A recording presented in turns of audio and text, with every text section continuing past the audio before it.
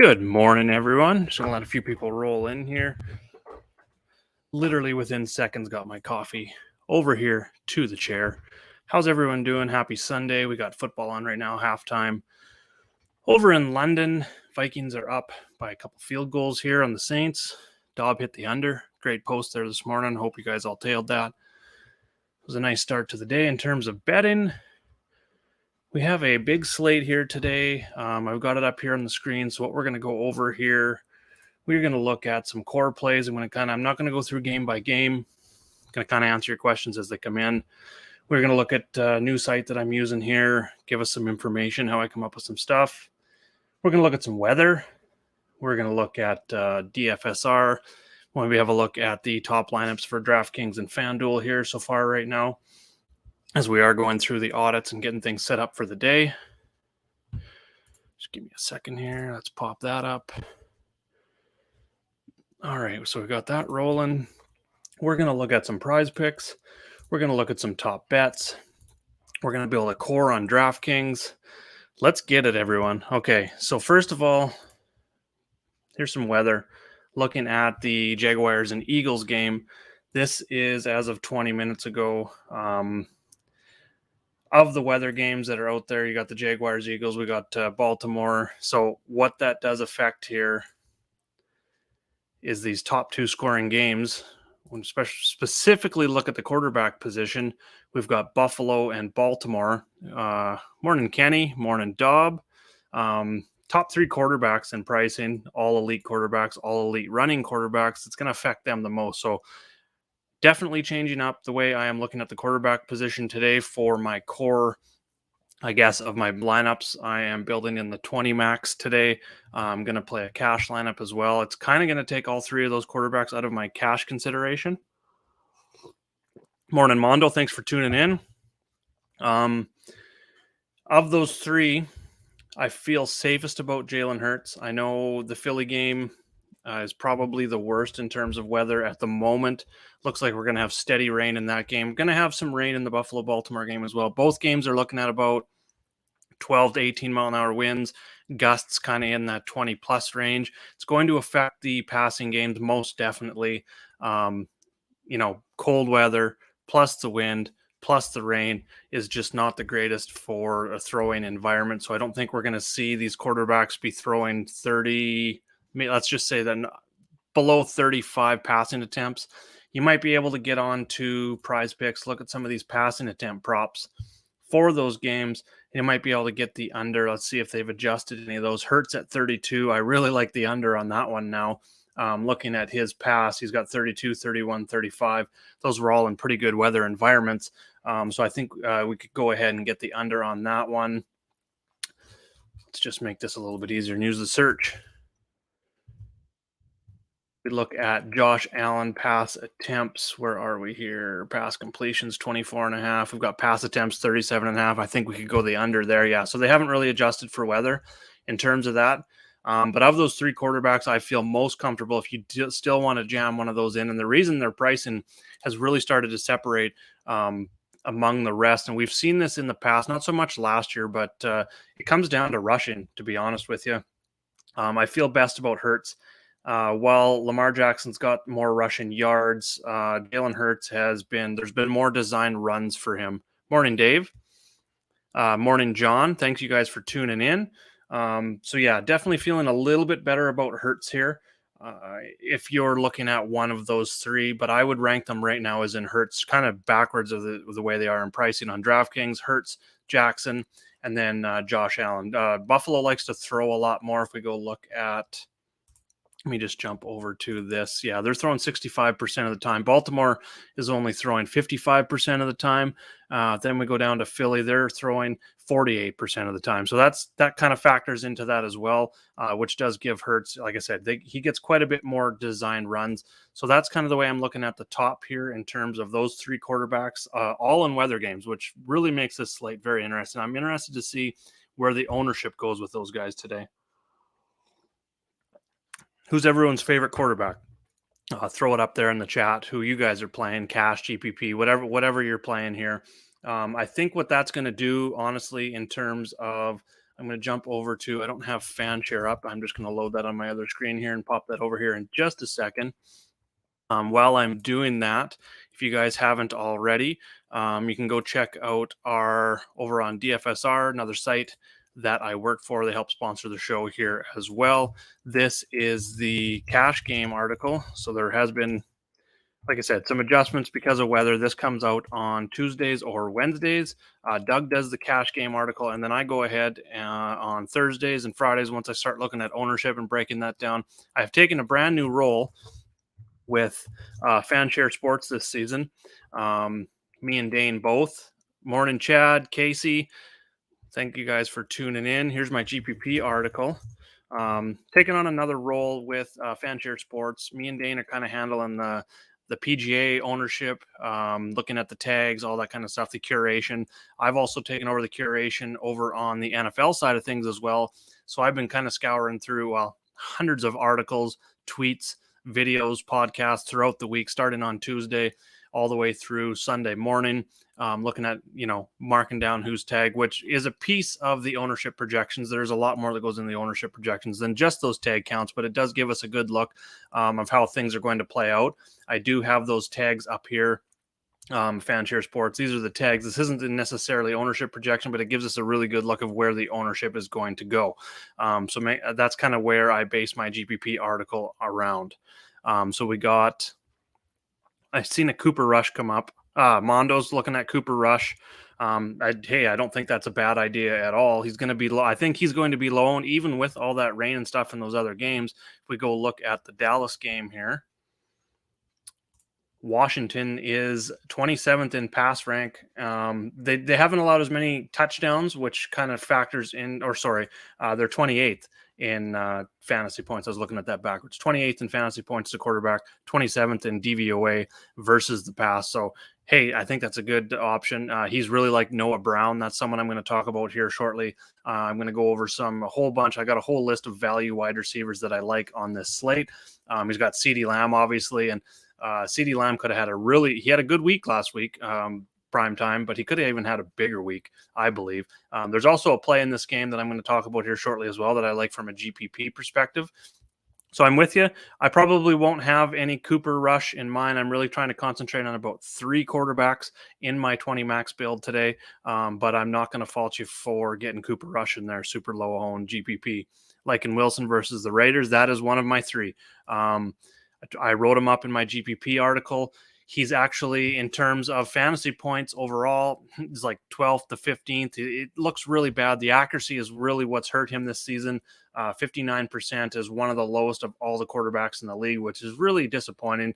The red zone touchdowns haven't been there. He does have 2 really good targets. Jerry Jeudy's had a bad start to the year himself, but he's very talented wide receiver. Albert O's been good. A good value tight end. I'm not necessarily going to use him today, but he's someone that I'm definitely, that I like as an option if you are going to use Russell Wilson. And then, of course, we've got Cortland Sutton, who's been an absolute beast.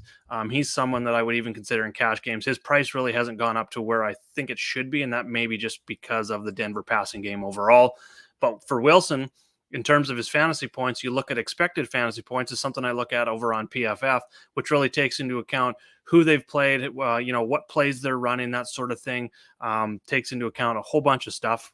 It's kind of like baseball. You're looking at XFIP and that sort of thing. You're looking at more the advanced statistical side of things. He is 3rd in expected fantasy points. So give him 2 or 3 more touchdowns, and he's a top 5 quarterback right now. He loves to chuck it downfield, so there is upside there as well.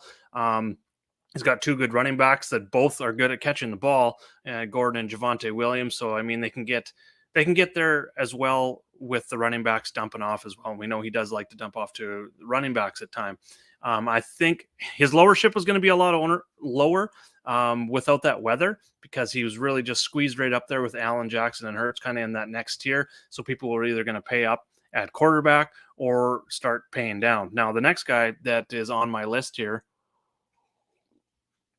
and I honestly think he's going to turn into the chalk cash game quarterback, is Marcus Mariota.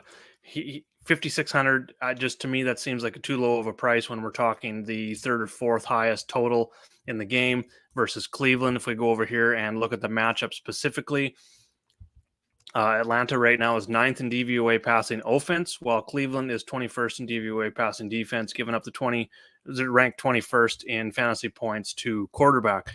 The upside really hasn't been there for Mariota if we go look at his card here, but what I like to see is that he's given us, well, I shouldn't say the upside because there's 4x right there in week 1. That was really good to see, but he's given us 3x in every single week, and I'm kind of looking at that 2.5x to 3x range in terms of cash games. So there's a very solid floor with him. The rushing attempts are still there, 7 and 6 over the last 2 weeks. He didn't get the yards last week, almost a pick by the Vikings. Sorry, a little bit distracted here. I got the Vikings on the big screen behind me.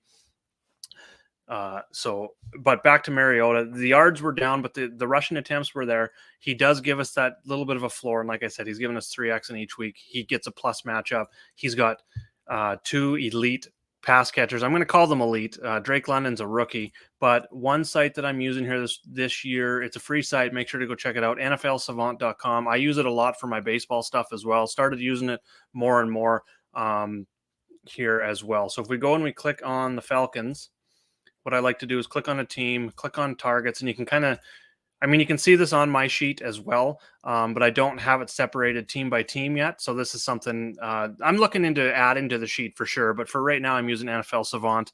But look at that 25 and 20 targets to London and Pitts, and then it's just kind of like bleh to everyone else. That is a 57% target share for 2 guys. 57% of his targets are going to 2 guys. Very easy to stack them up. You can double stack them, I think, again in this good matchup versus Cleveland. I personally think Cleveland's a better team. So if you're like betting Cleveland or you want to, full stack this game, which was going to be a little bit lower owned, I think, just with, again, the weather's going to change that for sure. I think you could double stack it or just pick Mariota and one of these guys, and then we'll kind of run that back.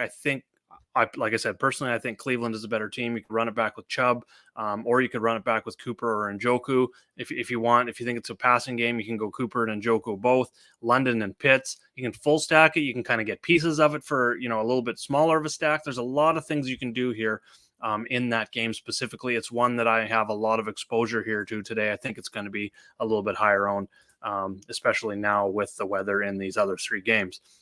So Mariota makes sense. Other quarterbacks that I'm looking at today in some GPP spots, Geno Smith. Yeah, gross. You might want to throw up in your mouth, kind of like a Jacoby Brissett on the other side. I'm not really into that. Brissett's been pretty good. Pretty good matchup against Atlanta on the other side. And you could go Brissett and Cooper, run it back with Pitts or London or both. Even Cordarrelle Patterson fits in there as well. But I like Geno Smith here. I am on the Seattle side. Detroit is without Swift. They are without Amon-Ra St. Brown. They're without DJ Shark. I just think I'm kind of getting away from the Geno Smith a bit because of those injuries, because I think we may see Rashad Penny, who is very cheap here. If we come over and look at him, 4,900, way better value on DraftKings than FanDuel. FanDuel's definitely started to price him up. He hasn't been outstanding by any means. He's getting over 10 attempts per game. The upside really hasn't been there, but 4,900 is too cheap. I would even consider him in cash games if there wasn't so many other running backs available, but I do like him for GPP in a spot where maybe Seattle wins. They're still plus 3.5 as well in the betting market. I'm definitely going on that. Morning, Dane. Thanks for tuning in. Happy Sunday. Happy belated birthday as well. I believe it was yesterday. No, Friday. I think it was Friday or yesterday. Either way, happy birthday, Dane. Looking good for your age, bud. Anyways, yeah, Rashad Penny going up against Detroit. That kind of gets me off Geno Smith a bit. But what I like here is looking at the wide receiver cornerback matchups for Detroit, for on the Seattle side of things. I think we see, and this is something that has been talked about quite a bit, but what I like here is Metcalf's probably going to see a lot of like Okuda, I think, today. Lockett plays a little bit more in the slot, 46% of the time. Goodwin plays in the slot 60% of the time. Metcalf only 17%. But Lockett's playing on the right side over 40% of the time as well. So I think it's going to be Metcalf getting shut down for the most part. I mean, you don't totally shut him down, but he is more expensive. I do like Tyler Lockett a lot here today.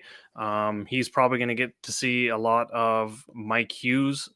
As a Viking fan, that's good news for Tyler Lockett. He used to play for them, and I can't pronounce this other guy's name, Orowaji.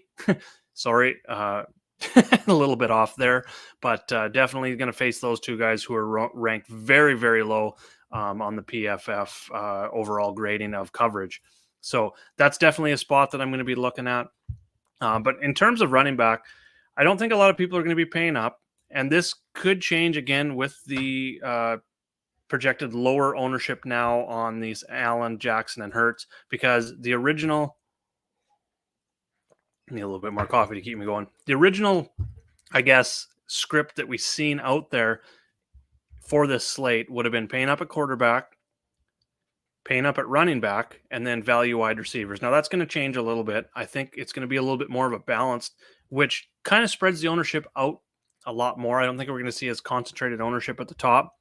Saquon Barkley is definitely going to be your chalk guy in the top tier here. And if that's the case, I think Jonathan Taylor makes some sense. McCaffrey, I'm not going to have any of McCaffrey today. He hasn't been catching as many passes. There hasn't been as many targets this year in the offense, and he's banged up a bit. I don't think he's going to be 100%. So definitely not going to be there on him. Derrick Henry's probably going to be low owned. Makes sense kind of in a GPP format. I do like Tennessee a little bit more than Indy today. I think they can maybe win outright or at least cover the 3.5 here, but it is a little bit lower total. But I think Derrick Henry is someone that we can consider. Barkley's going to be high owned. I don't mind maybe getting away from that in a lower total game.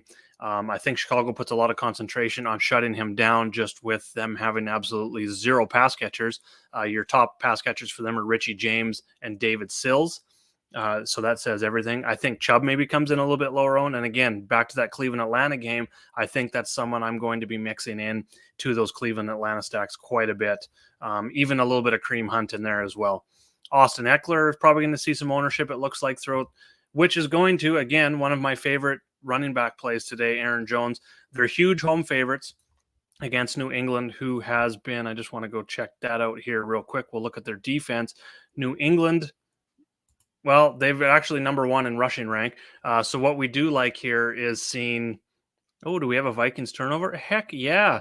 I think that maybe leads people more towards the under on ownership with Aaron Jones and A.J. Dillon. But a 9.5 point home favorite. I think Green Bay is going to try and run the ball quite a bit here. And I like big home favorites that are, if he's going to get 15 to 20 touches, I think it makes a lot of sense there as well. And I think he's going to be low owned. So I think we can get him there. Najee Harris is going to be low owned. Jaylen Warren getting more time kind of hurts, keeps that ownership down, but I do like Najee Harris here. Javonte Williams for Denver. So there is a lot of options up top. So what I'm trying to do today is narrow my running back pool in my 20 max down to about 6, maybe 7 tops. Devin Singletary's interesting one. He's probably going to be a little bit lower owned. I think the running game becomes a little bit more prevalent here in that Buffalo-Baltimore with the weather. So I do like Singletary again. I don't think he's going to see the targets that he saw last week, but I think he could see more rushing attempts this week. Miles Sanders, kind of same thing with the Philly-Jacksonville game. More rushing. I think Sanders makes sense. And one of my favorite GPP plays here, obviously Dallas defense is probably going to be one of the highest owned. Oh, big play to Jefferson. He's going to get into the end zone? No, not quite. Down on the 4. Awesome. Tony Pollard. He definitely looks like the better running back in Dallas than Zeke. He's cheaper than Zeke. Not a whole bunch. I mean, they're coming a lot close together in terms of pricing here now. But I love Dallas defense. I think, obviously, anyone facing Carson Wentz, he may throw for 300 yards again, but he's going to probably turn the ball over 3 times. Get sacked 3 or 4 times. So that gives a high floor to Dallas defense, which their pricing, I don't normally like paying up for a top 5 price defense, but I will definitely consider it today. Dallas's D-line is ranked number 1. Washington's O-line is ranked 30th in terms of pass protection. We've got 13 sacks leading the league versus Washington's 15 sacks that is also leading the league. So huge matchup for Dallas. I think Dallas could probably win by more than a touchdown. And if that's the case, I think Tony Pollard, especially in the second half, is probably going to get, let's just say, 8 to 12 carry. I think that's going to kind of be his floor. He could probably even get up a little bit higher depending on what Zeke does early. If Zeke gets going, they might run to him a little bit more, but we're going to have to see what happens there. But Tony Pollard definitely makes a lot of sense here as a GPP play. Going down, we do have probably the chalk on this slate with Khalil Herbert and why can't I find him? Jamal Williams. I said Swift was out going up against Seattle. Seattle is 29th in fantasy points against running back, and then Khalil Herbert going up against the Giants, who are 24th in fantasy points with David Montgomery out. Those two are probably going to be the chalk running backs. Running either of them in cash, I think I like a lot. In terms of GPP, I'm probably leaning more towards Herbert. I think he has more upside here. And then I also like running the Bears defense. So I personally just think Seattle's going to beat Detroit today. I think they're going to get up early, and I don't think there's going to be the rushing attempts that everyone's expecting from Jamal. He's got 5 touchdowns on the season, I believe, so far, so I think that kind of regression comes back a little bit, so I do prefer Herbert a little bit more. He's cheaper. I like the game script a little bit better for them. The Giants are the ones with the injuries on that side of the game, so I think Chicago can get ahead early in that game, or at least keep the game close where he's going to get more attempts, and I think he's got more upside to begin with than Jamal Williams. Dameon Pierce, I think, could be a pivot off of Herbert if you want. Josh Jacobs, but again, I'm on the Denver side, so I'm not going to have any Josh Jacobs here. I'm off of the Jets running backs, Breece Hall and Michael Carter. Not that I think Pittsburgh's going to win this game, but we got Zach Wilson back. He's not as big on dumping off to the running back. I think I seen that stat somewhere in my travels this week. I was going to bring up some of those tweets, but I didn't end up doing that. But I'm more for the Jets side of things on the wide receivers. And I know a lot of people are on Elijah Moore because he kind of showed some chemistry with Elijah Moore last year. Now, the thing with Zach Wilson was he really liked throwing to his slot wide receivers, which is a good matchup for the Jets. And that is going to be Garrett Wilson. So definitely I'm not on Zach Wilson as a quarterback, but I love Garrett Wilson as a cheaper wide receiver option today. Probably looking at a floor of 8 to 10 targets, and I think he's got 100+ yard and touchdown upside in there as well. Probably not going to be too high owned. Other running backs, again, Green Bay's weakness on defense is the running back, but I think Green Bay rolls in this game. So if that's the case, Ramondre Stevenson, I believe, is getting more of the target share in this offense. Let's just go have a look at that. Stevenson and Harris. Why can't I find it? Right above them. Okay, so the target share has actually been pretty close for them, 9 and 8. But just even seeing how things kind of worked out last year in Stevenson's rookie season, I think Stevenson is going to be the choice if you're going to go that route. And then just going down further, there's Rashad Penny. Really like that play. And that's pretty much it in terms of running backs that I like in the value range today. Who are you guys liking for running backs overall? Value running backs, what are you looking at? I am paying up at running back to get off the chalk in GPPs. Yeah, no, that makes sense because, like I said, the chalk's going to be your Jamal Williams and your Khalil Herbert. Wide receiver position, I'm a lot lower on Diggs here now with the weather.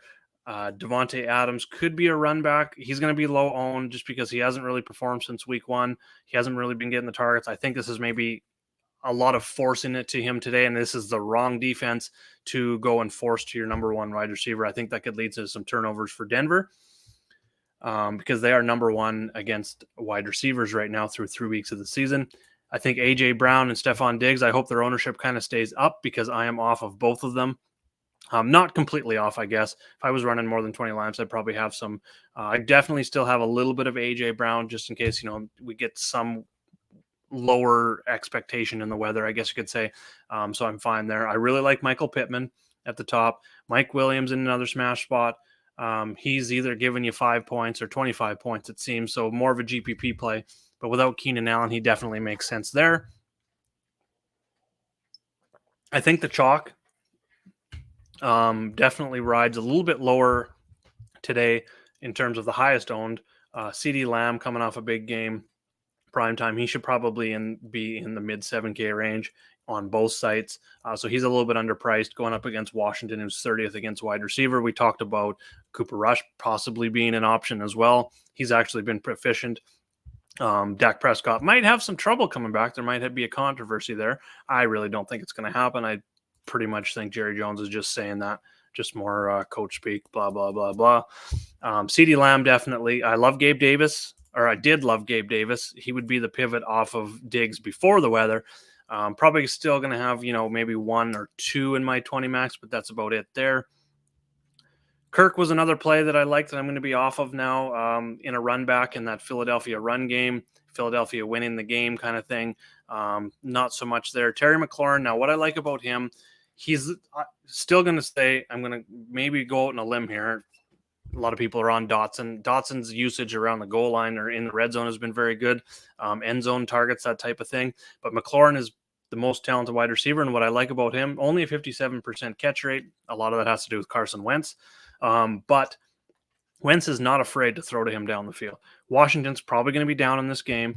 Dallas is about mid-pack in terms of wide receivers. Curtis Samuel's the guy he'll throw to kind of in the, close to the line of scrimmage possession guy. But he's going to take shots to Terry McLaurin every single week. So you're going to get that big Terry McLaurin game. I think it's coming again. So I definitely like going to him. He's going to get that volume. Cortland Sutton is one of my favorite wide receivers on the slate. Talked about him a little bit earlier. Amari Cooper, again, back to that Cleveland-Atlanta game, running a lot back with a Cooper. And even as one-offs, Drake London, still underpriced in my opinion. He's looked like a smash wide receiver so far this year.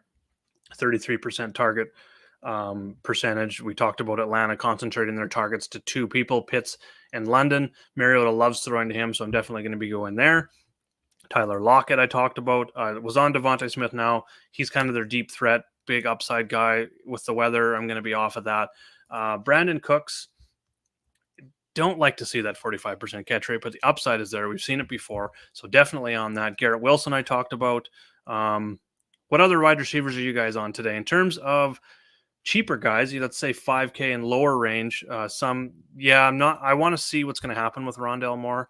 I think it lowers the ownership of. I think people are afraid to go back to Greg Dortch, who's been excellent. So I think this is a spot maybe where we can get Dortch a little bit lower owned when people are going to try and go on Rondale Moore, who's obviously got more upside. He's the more talented guy. I won't have any Rondale Moore myself. I've got him on several fantasy teams, a couple of my dynasty leagues. So I'm excited to see him come back, but he's going to be on my bench until I see more. The guy that I see exploding and maybe people are kind of sick of is Trailon Burks, GPP here going up against Indy. It's a tough matchup. First of all, he's been kind of disappointing, but he is very, very talented. And I think there's a lot of upside for him at low ownership. One that I really like, I love the slot matchup for Chase Claypool here going up against the Jets. That's one that I'm going to be looking at.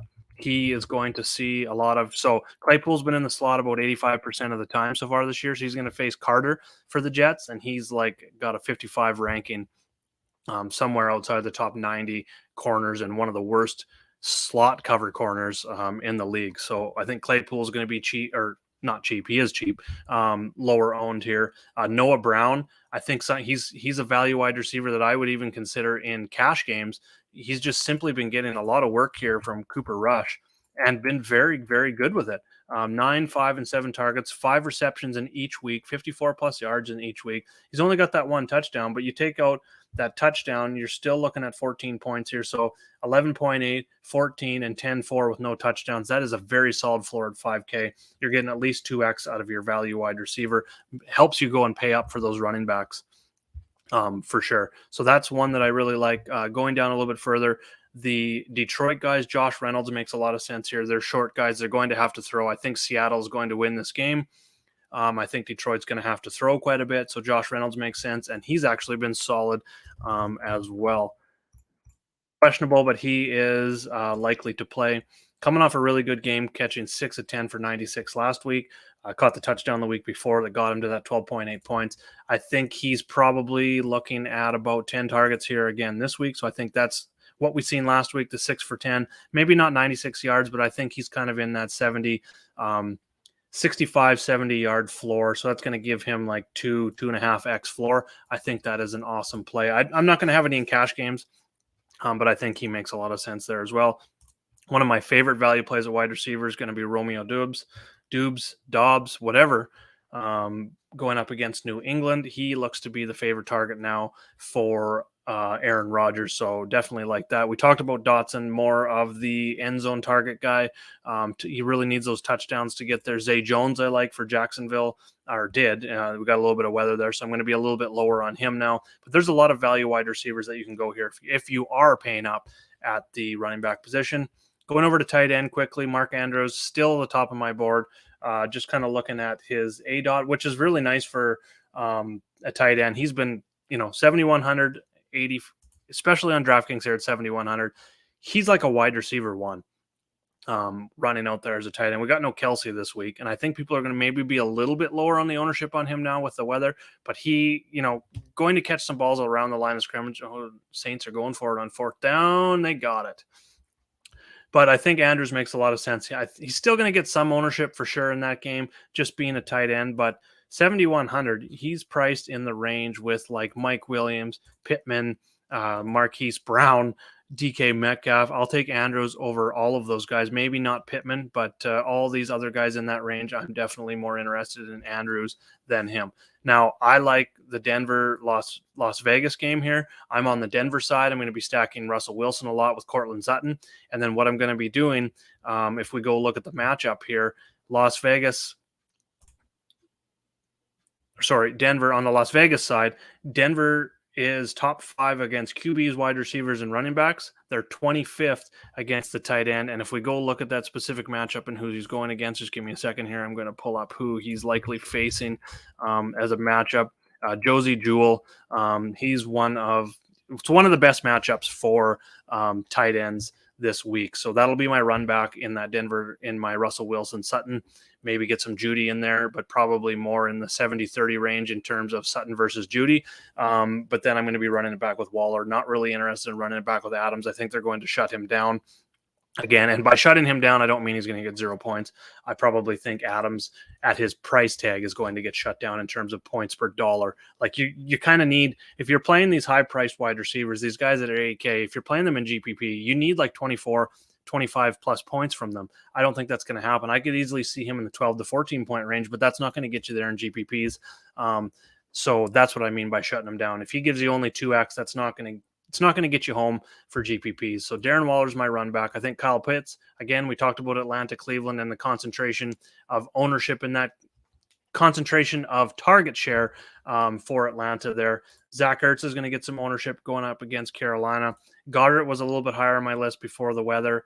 Low-owned tight end here. I think Freiermuth makes some sense. Probably your chalk tight end today is going to be David Njoku in Cleveland, coming off a huge game. A lot of people are going to be chasing those points. GPP, I think this is a place I want to avoid.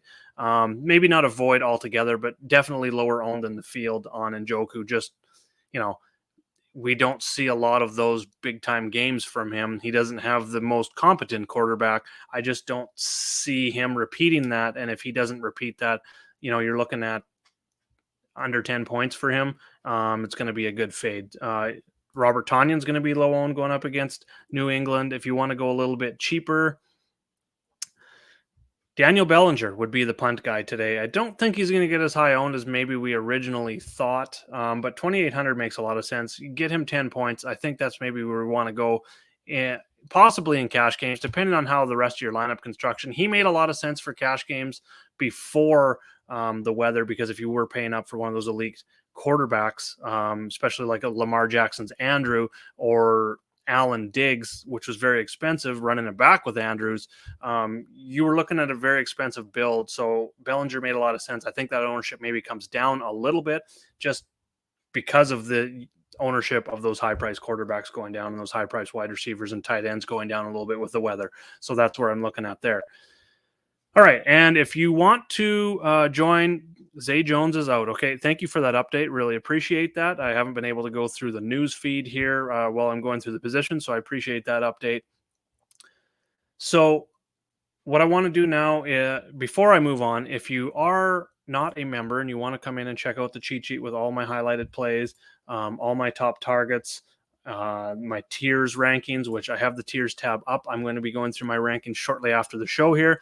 You can head over to patreon.com/JagerBombs and sign up for just $10 a month. Or if you play, I'm just there's the link in chat right there. Or if you play multiple sports, we're currently covering over 10 with our cheat sheets. We've got 4 coaches in chat. We got a Discord set up. You can get in there for $20 a month as well.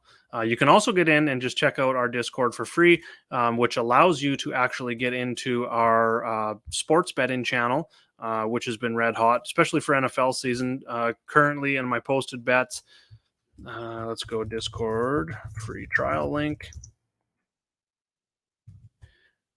Just posted that there, hitting at about a 76% rate. I do not expect that to continue, but it's been a red hot start to the season. You can get in there for free and you can check out my weekly bets. My bet card for week 4 is currently posted. It's pinned to the top of the channel. Make sure to check that out.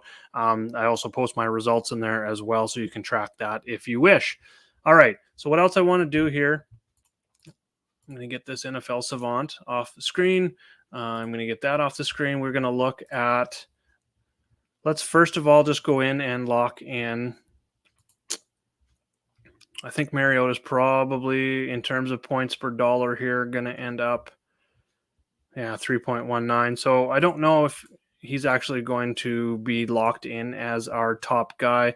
So what you have to do if you're over on DFSR and you want to check that out, is currently we have a 7-day trial, but this, I'm going to give you our top lineups here, or at least with the players that I'm locking in. You have to either lock 2 players in on the DraftKings side of things, or lock one in and X one guy out. Then you can smash the optimize button. It's going to give you our top whatever you choose over here. Currently got 10 plugged in. So yeah, Jamal Williams, Khalil Herbert popping up. Oh, let's go to the main slate. That would help. So let's go Mariota. And usually what I do is just go down and X out one of these bottom dud wide receivers, running backs, doesn't matter. Yeah, so we got Jamal Williams. Jonathan Taylor's actually sneaking in there. AJ Brown is currently there. I'm more of an X him out just because of the weather. We got value wide receivers in here. Hawkinson, Khalil Herbert, Cowboys defense. A lot of guys that we've already talked about showing up there in the optimal. Over on FanDuel, you don't have to lock anyone in. They don't actually have any specific rules pertaining to that. Jalen Hertz still in there, and I think that makes sense. We're going to get a lot of rushing at him. He's only 50%. We're kind of splitting the Josh Allen, Jalen Hertz here, but CeeDee Lamb, it's a lot of the same players here. Barkley fits in there, makes a lot of sense. Jonathan Taylor's very close to the top lineups. He's in 80% of those 10, so he's in 8 of the 10 lineups. That's what the red number is over there. So I'm going to talk some PrizePicks plays now. Over on PrizePicks, you can actually sign up with promo code Jaeger. So what you're going to get there is a $100 match bonus. They'll match you up to $100, 100%. So if you deposit $100, they're going to give you $100. So what you're going to do here is you are choosing player. These are all different player props for the NFL slate on Sunday. You can choose 2 all the way up to 5. And then you can bet either your options are flex play or power play. So what the power play is, all 3 have to be right. If you choose 3, all 3 have to be right. You get 5x your money. Or you can go flex play, a little bit safer, but if you get all 3 right, you're only getting paid 2.25x. And if you get 2 out of 3, so it allows you to get 1 wrong is what the flex play actually does. You're still going to get a 25% profit here, even if you get 1 wrong. So you're still going to come out ahead, a little bit safer. That's more of a cash compared to cash games. Power play is more of your GPP play.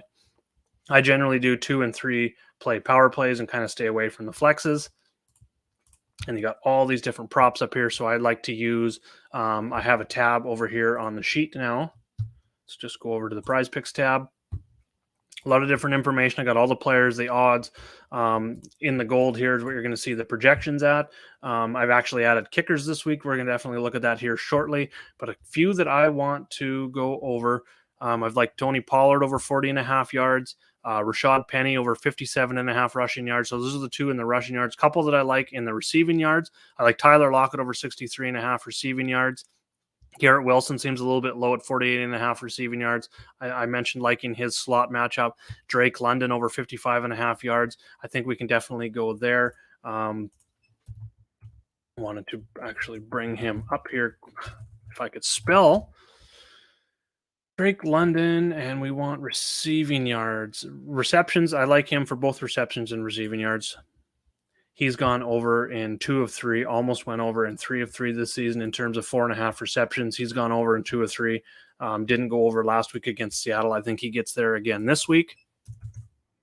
Noah Brown, I talked about him That's one that I'm going to be looking at in terms of receiving yards at 48.5. He's hit there all 3 weeks so far this year, and 2 times easily, and then he was over by about 6 yards there. So I definitely like Noah Brown.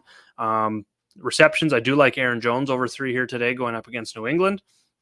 And then field goals, they're always set at 1.5, so you need 2. So what I put here on the sheet, new at the bottom, is field goal attempts per game, and then field goals made per game, and then the field goal percentage, obviously. So 3 that I like just based on, how many attempts they're getting, in terms of safety and that sort of thing. Graham Gano makes a lot of sense, over 1.5. He's 2.7 per game.